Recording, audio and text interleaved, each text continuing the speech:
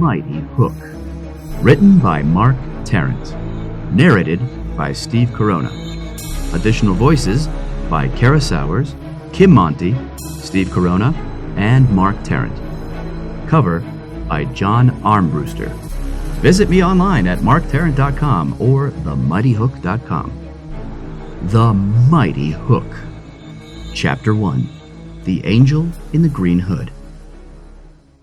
The cobbled streets of Dorchester were silent as candlelit streets shone with a slick gloss on the brick alleyway paths.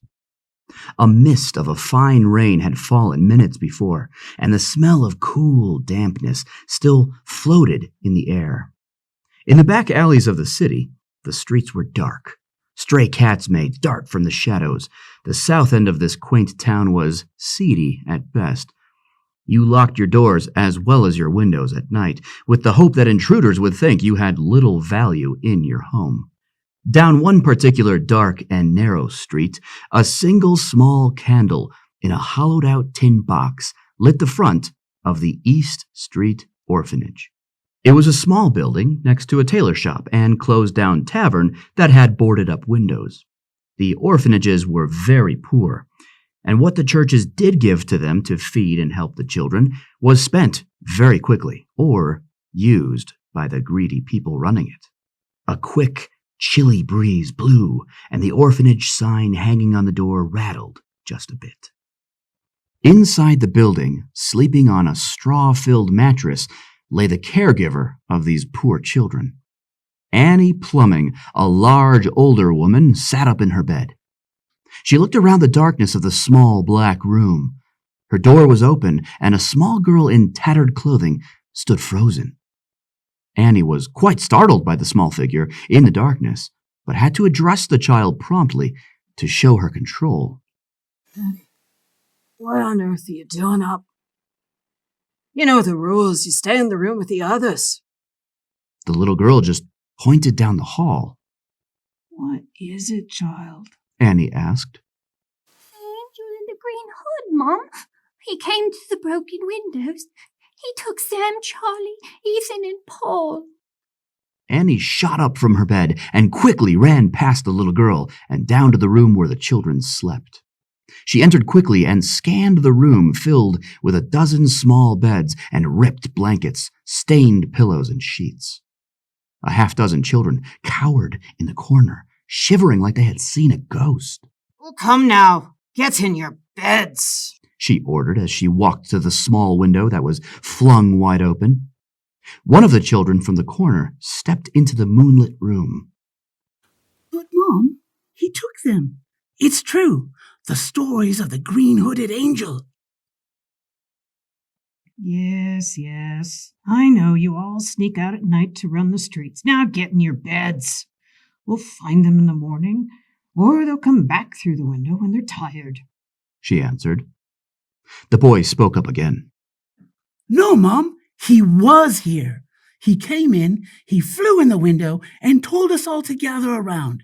He told us a story of an island where we could be family. He gave some of us candy as well. He was very funny.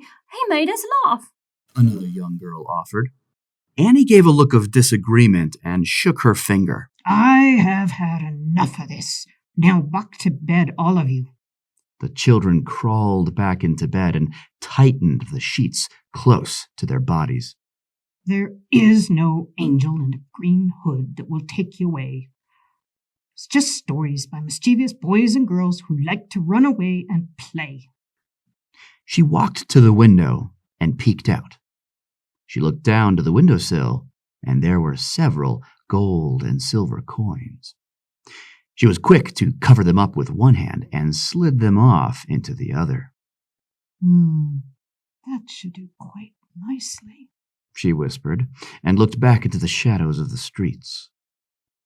She turned and addressed the children one last time. Listen here now. I'll have no more lies and stories. If you want a real family, you best learn how to make a bed and clean a house. Now enough of the nonsense. She closed the window and then locked it with a small wooden bar that ran across it. Now, get some rest, the lot of you. She left the room and looked down at the handful of coins. This is more than last year. She smiled. Good for him, and good for me. She went back to her room and placed the money in a small metal tin on her nightstand and rolled into her bed. The angel in a green hood was a rumor to many of the street orphanages, but most did not discuss it.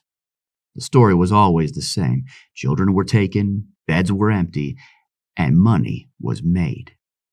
Tomorrow, she could tell the children the boys were adopted, and they had a little more money to buy food, while she had much more money to buy wine.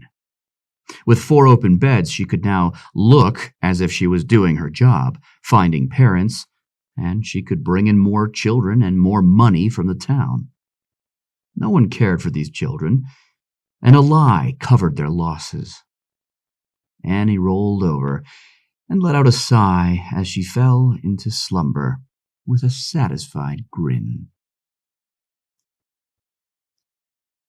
In the mist-shrouded harbor, a wooden boat with only one small sail drifted with a creak away from the shoreline. There, inside the vessel, sat over a dozen boys with blankets wrapped tightly around them. Standing above them, a short, thin figure in brown stockings, a leather vest, and a green hood manned the rudder. "Take us home!" And suddenly sparkles of light covered the small boat as it slowly floated up from the water's currents into the air. It rose higher as the sparks grew stronger, and it flew off into the night sky as trails of small lights continued to fall into the water below from its thrust.